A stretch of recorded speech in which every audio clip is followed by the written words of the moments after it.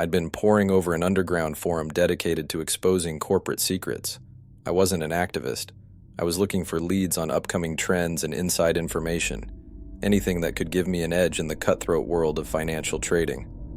One evening, a private message popped up on my screen. The username was NoTrace91.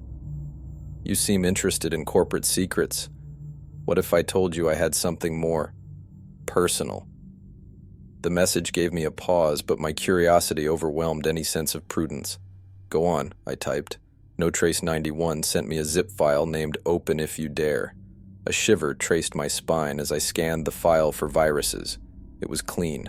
My fingers hesitated for just a moment before clicking open. The zip file contained another folder labeled with my full name. Inside were documents, my birth certificate, the deed to my house, old family photos I hadn't digitized, and emails I'd sent and received over the years. My hand tightened around the mouse, knuckles turning white. How could anyone have accessed this?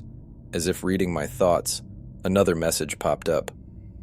"Scary how fragile privacy is, isn't it?" NoTrace91 wrote. My fingers danced over the keys. "Who are you?" "Someone who can make your life a living hell," the message read. "Or someone who can disappear forever, for a price." There it was, extortion, and given the data this person had, going to the authorities would be too risky. "What do you want?" I typed. 10 bitcoins. Instructions will follow. Don't make me reach out again. There was no room for negotiation. The message was clear, and the horror of it was not in any overt threat, but in the suffocating grip of the unknown, the feeling of exposure, the realization that my life's details were a mere plaything for someone else. I made the payment following a set of complex instructions that involved multiple cryptocurrency wallets and transactions, designed to be untraceable. Once it was done, I received another message. "Thank you for your business." Weeks went by, and the fear never left me.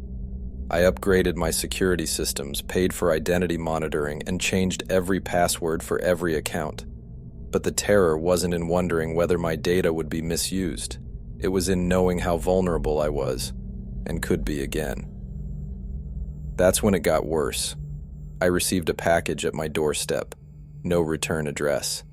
Inside was a simple USB drive and a note that read, "Play me." My gut churned with dread, but I had to know. Plugging it into an old laptop disconnected from any network, a video started to play. It was CCTV footage of me walking into my own home, time-stamped just 2 days prior. The camera angle shifted, and now it was footage from inside my home. The video stopped with a shot of me asleep in my bed, utterly unaware. I slammed the laptop shut, suddenly aware of every creak and groan of the house, every shadow that seemed to flicker just beyond the corner of my eye. I felt violated in the most profound way.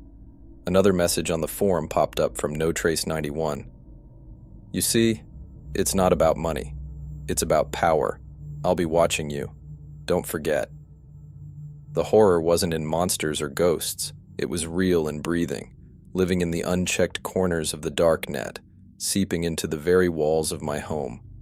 It was the perpetual fear that tightened its grip around my heart every time I walked into my house, every time my phone buzzed with a notification, every time a car passed slowly by. It was the unshakable sense of violation, the loss of sanctuary, and the realization that, despite any barricade I could build, I was never truly safe. And in that relentless fear, I found the darkest corners of my own mind, places where terror lived and breathed, where safety became an illusion, and trust a forgotten dream. That was the horror that sank its teeth in and refused to let go.